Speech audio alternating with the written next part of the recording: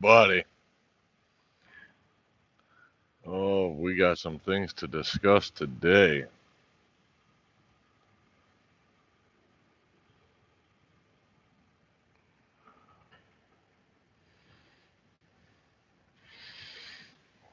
All right, so we're going to let some people roll in here.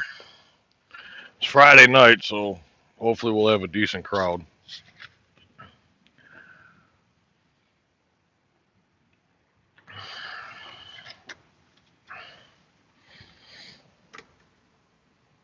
We're going to discuss what I've gone through in the last week or two. Well, week really. Melissa says, "Yeah, buddy." All right, we putting Zoe to bed tonight?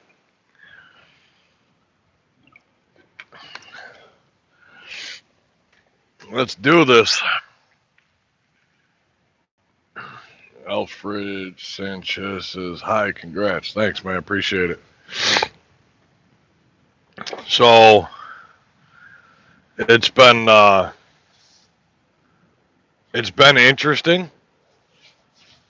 Um, getting used to the way that things are done. Now, if I remember correctly, in my last live video, I said that I was going to record that whole first trip. Yeah, that didn't happen. For a couple of different reasons. Casey, what's up, Mr. Clean? Keep it up, Sergeant Stutter. I'm gonna kick your ass. But no, it's been a lot of fun. Getting used to the way things are done. I mean, like I said, it's totally different than the company stuff. Things are so much more laid back, relaxed, um, and I got something else kicking right now. Well, I don't. Trucker Will does, but I can't blow up his spot. So he, I can't be happier. Yep, water. Every time I take a shower, I get severely dehydrated, and I'll pound 2 or 3 of these. Still not the right shirt. Yeah, I know. Damn. Didn't even think about the shirt.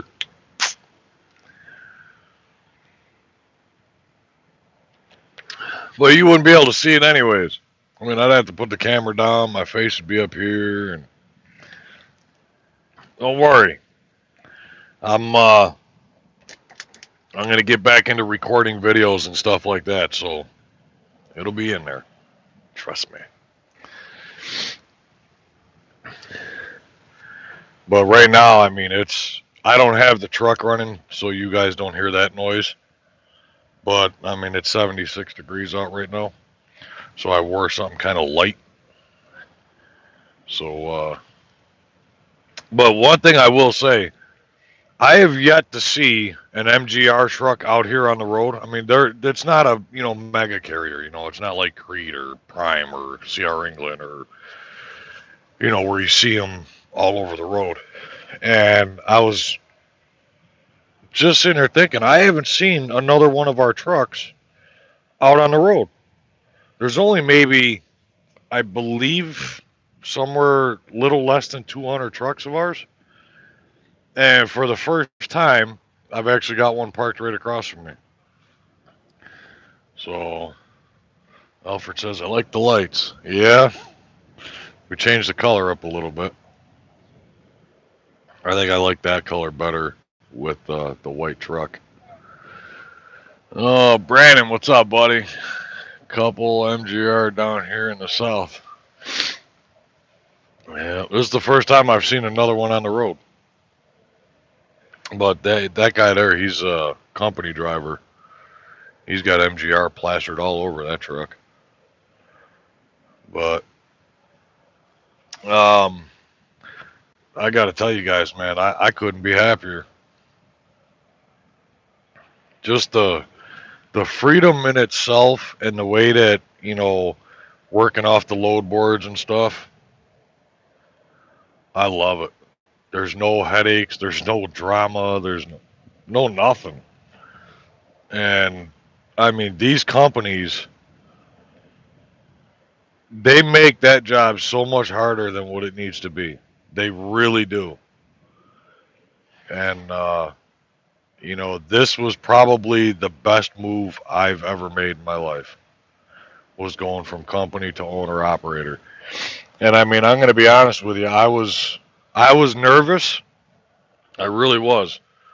And I was just nervous about the whole thing. I mean, can I afford doing this? And oh, Casey Fuller coming in with the $5. Thanks, buddy. I appreciate your support. But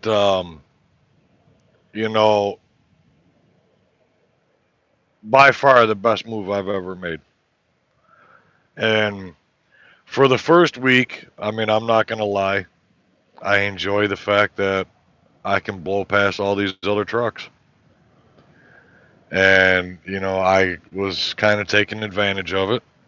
I ended up taking a load out to Kansas City. So I was going out to 70, and there's quite a bit of area out there that, where it's 70 miles an hour.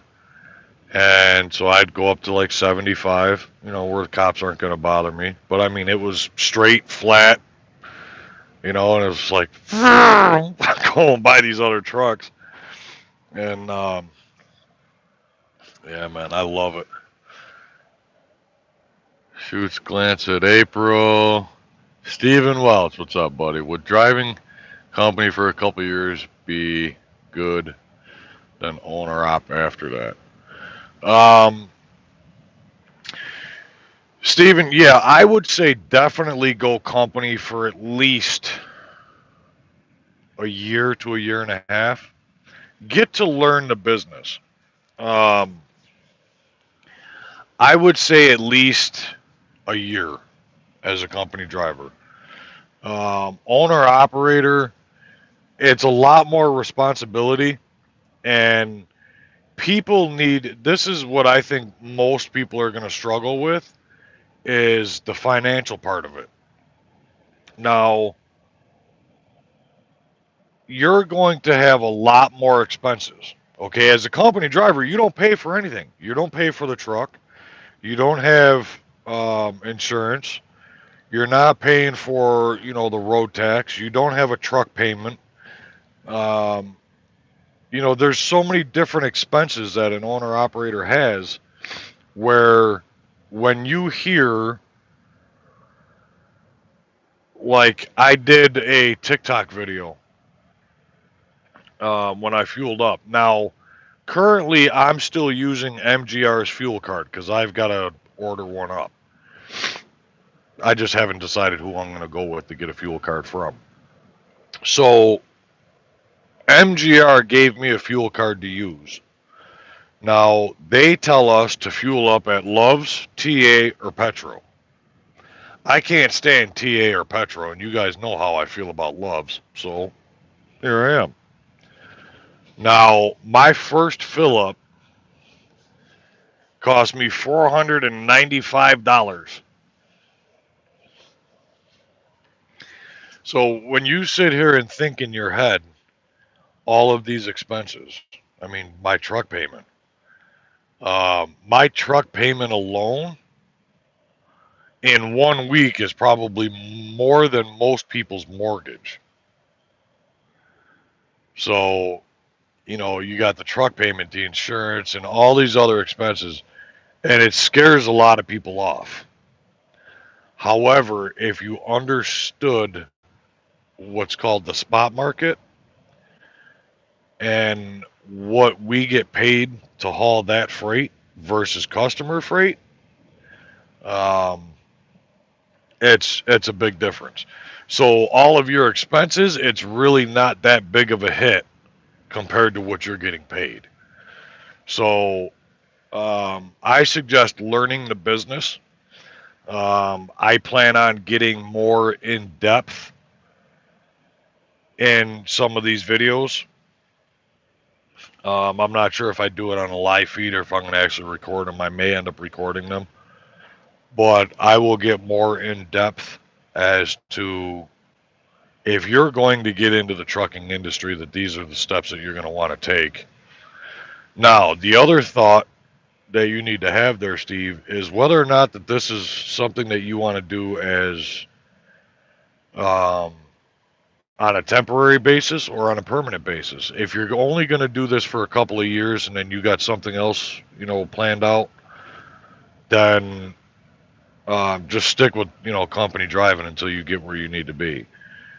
If you plan on turning this into a career, then I would definitely go owner operator. I would start researching it as soon as you can.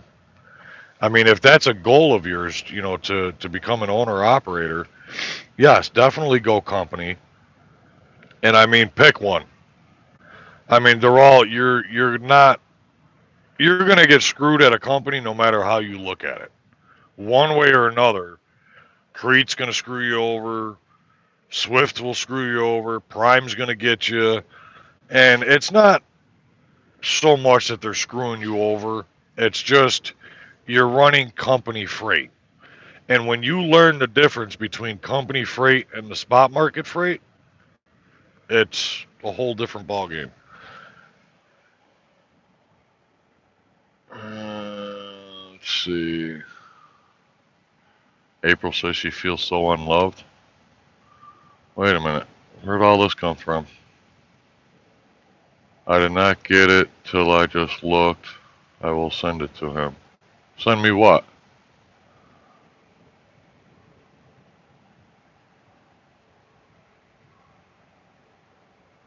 Nope, crosses arm and pouch. No sensor is worth it.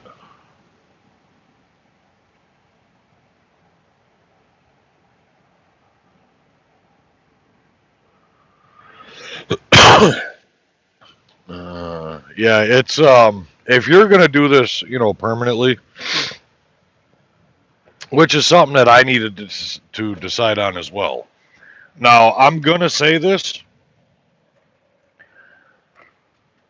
over the last, I'd say 6 months, Crete was really sucking the enjoyment out of this career. And I mean, when I first started at Crete, everything was fine. I mean, I was making good money, great mileage, and stuff like that.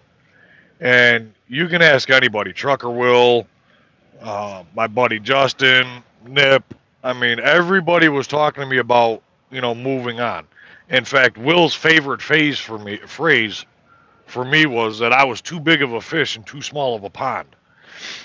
And like I was doing owner operator shit as a company driver. I mean, I'm wheeling and, I'm dealing with the shippers and receivers and scheduling appointments and all that crap. So for me, I'd say like the last 3 months of Crete was what pushed me over the edge.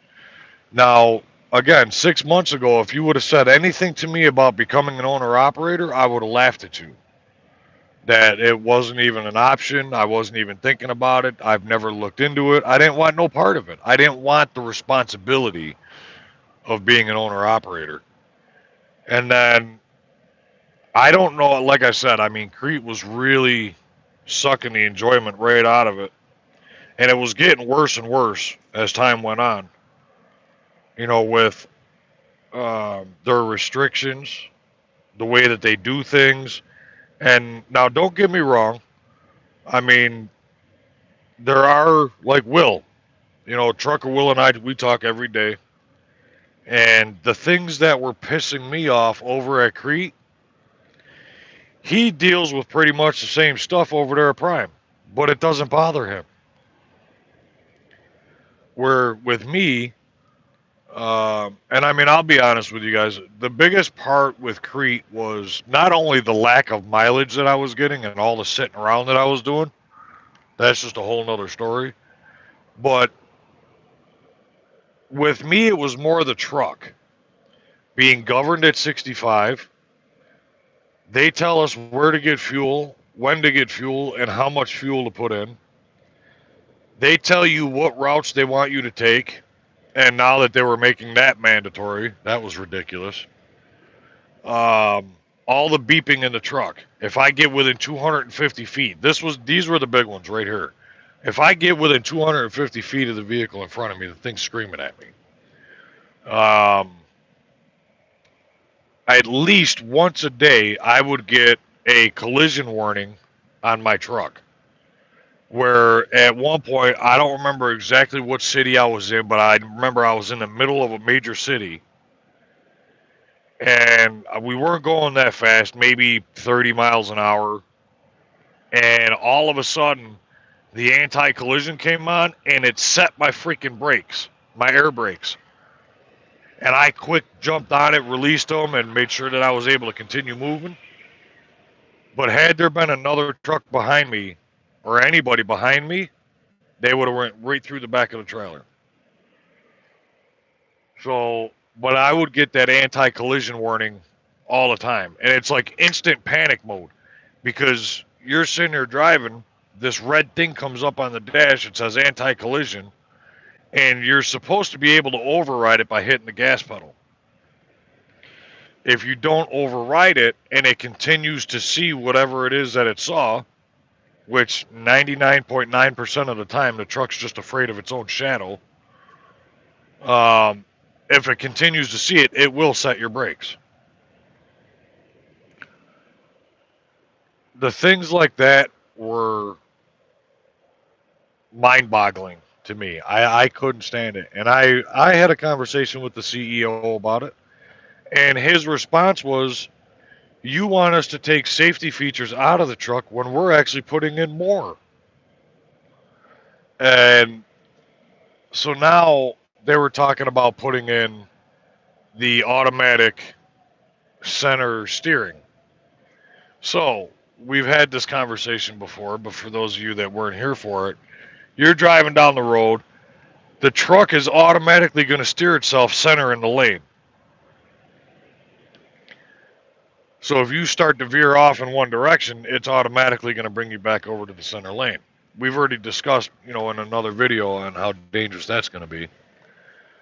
How many truck drivers go down passing you and the back end of their trailer ends up in your lane.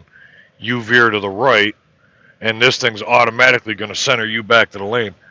It's a disaster waiting to happen. So it was stuff like that was really getting to me with the company driving. And when I left Crete, that I knew it. I said I looked right at April, and I told her, I says, I either become an owner operator, or my truck driving days are over. I'm not doing it no more. And I had another plan in place that actually fell through, and I was about ready to give up. I really was. And then this here happened, and here I am. Now, I was just talking to Trucker Will and his wife, and we're going over a couple of things. And today was my first payday. So I got an email this afternoon with my settlement on it. And now let me say this. I didn't do this for the money. I thoroughly love being out on the road. Not knowing where I'm going to be from day to day. Getting to see the country and getting paid to do it. The freedom that I have out here. This is my life right now. And I couldn't be happier. The money is just a bonus. However, with the expenses that I had, and I only, I had orientation, which you don't get paid for. Becoming an owner operator, you don't get paid for the orientation part of this. But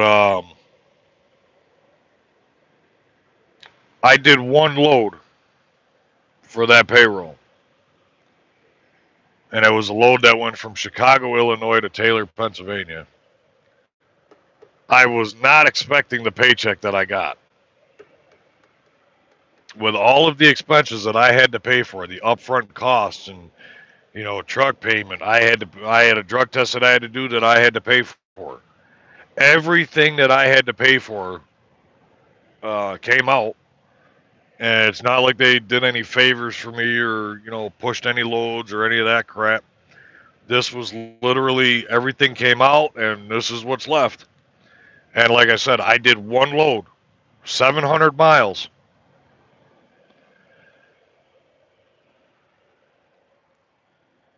You'll never get me out of this truck.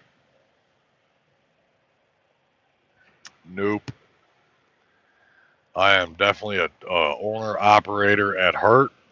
You will never in a million years catch me in a company truck again, ever.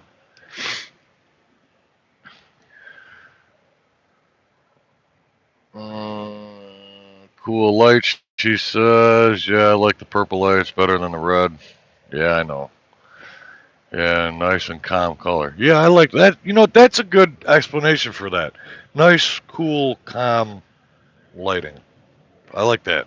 Good phrase for that. Tropical storm should be in the Gulf May 22nd from the predictions I've seen. Really? Does that mean I should get a load down to Texas? And see, that's another thing, folks. I've said it 100 times in my videos that I have a bucket list, and the number one thing on my bucket list is to see a freaking tornado. I want to personally see one, not on TV, not on YouTube. I want it in front of me. Just drop it right there. In 3.5 years that I've been an OTR driver, I've yet to see one. I've been through Texas countless times, all the way through Tornado Alley, all the way up to Illinois. I may or may not have seen a couple and just didn't know it. There was one time where I parked at a truck stop in Oklahoma and the tornado sirens went off, but it was dark out. And so that may have been a tornado somewhere near me. There was another time I was driving, I believe it was through Kansas. And I mean, the rain was just unreal. I've never seen anything like it. That very well could have been a tornado. There was even debris flying on that one, tree branches and everything. But I didn't see the tornado.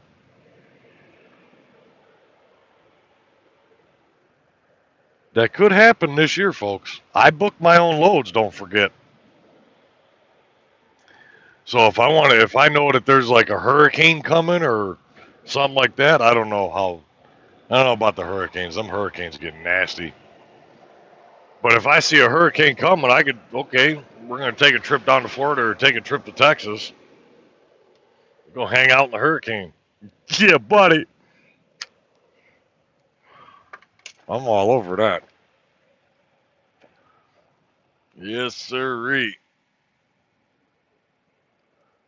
Let's see. I've taken shelter from tornadoes. Oh, no. No. There will be no taking shelter.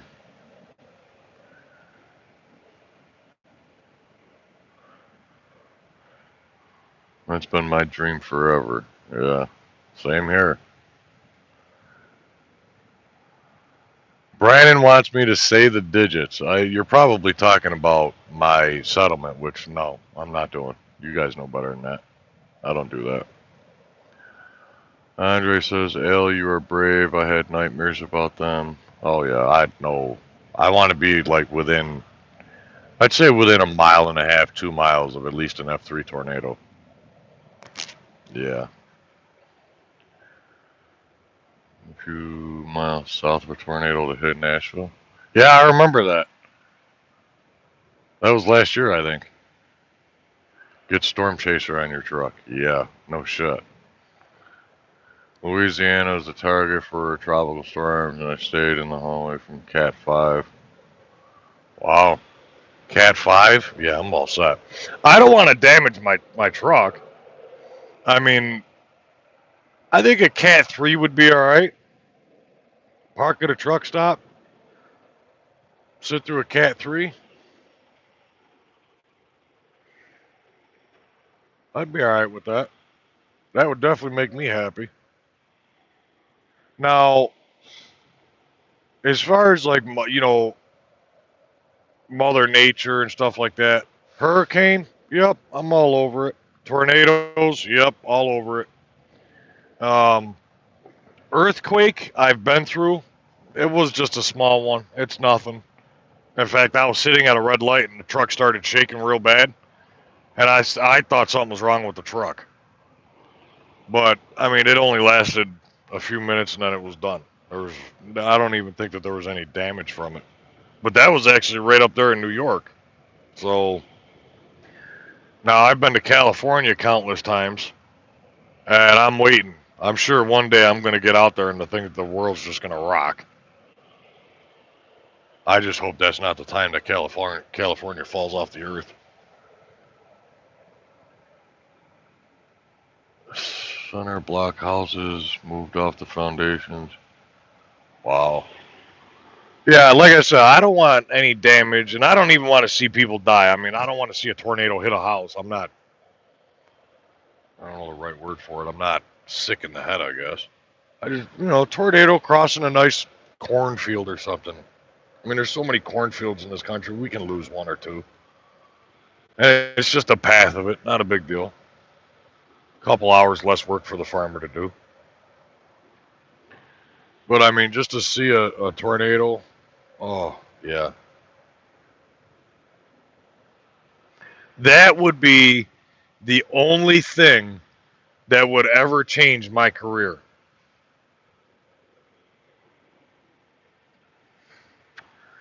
If I can go from truck driver to storm chaser, that would be something I would do like retirement. Give me a nice big truck, put like the steel cage up on top and over the windshield so nothing breaks it. That would be a perfect retirement. But I don't plan on retiring. But like I was just telling Will, I'll die in this seat. But if in the event that I can't truck drive no more, storm chasing is where I'm going. Storm chasing, recording them. Oh yeah, I am all over that. Dark Sides, what's up, buddy? What's going on? Now I know a lot of people are gonna want specific numbers. As far as my numbers and stuff like that. I'm not doing it. I'm not that guy. I'm not that YouTuber. I'm not that driver. Yes, there are people out there that even pull for the same company that I do. There's a guy, family something trucker, family guy trucker, something like that. He does a lot of videos for MGR, and he gets specific with his numbers. And here's the reason why I don't do it. Not everybody runs the same. So not only I may make less than you, or I may make more than you. What I don't want to happen is for me to come on here and say, I did X amount of dollars this week, and to the business, and this is all my deductions, and this is what I got paid. I don't want to do that and have that be the deciding factor on somebody becoming an owner operator and them not being able to do what I do.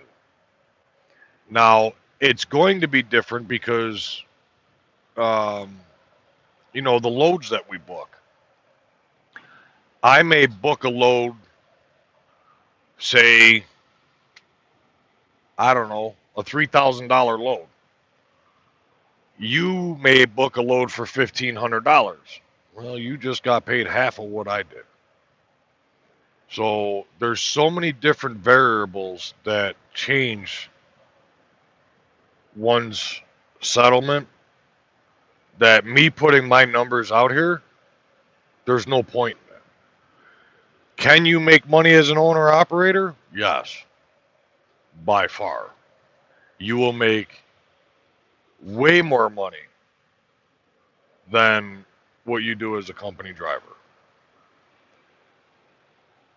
They say that a lot of people, they become owner operators and fail. And me, I've been doing this long enough to where I know how the business works. I know what to expect. I know what to look for. So I sit here and wonder, how can anybody fail at this? I mean, it's so easy. There's nothing to it. And this is why I say, yes, become a company driver and learn the business. Watch videos, talk to people, ask people. You're at truck stops every single day. You see owner operators all day long. Reach out to me. I mean, you guys got me here on YouTube. I mean, I read all the comments on the videos. You got any questions about becoming an owner operator or when you should do it or how to do it? By all means, reach out. You guys got me on Facebook, Facebook Messenger. So, I mean, there's a million ways that you can do research and how to do things. And like I said, it's so easy. Now, I will say this, the process of becoming an owner operator is not easy. Once you get through all of the BS, and I mean paperwork, permits, buying a truck, latching it on, finding the right company to latch it onto, stuff like that. Once you get through that stuff and you get out here and you're booking your own loads and you're out running, oh yeah, there's nothing to it. I mean, you book a load and you're gonna run into. I know some people call them headaches, but it doesn't bother me. It is what it is. I mean, like for example, I had booked a load this morning. I had ran out of hours, but I had booked a load this morning going to Colorado, and it was a very high-paying pull. I booked the load, everything was good, and then it canceled on me. Now, typically, it's kind of a 50-50 shot. Did the load cancel?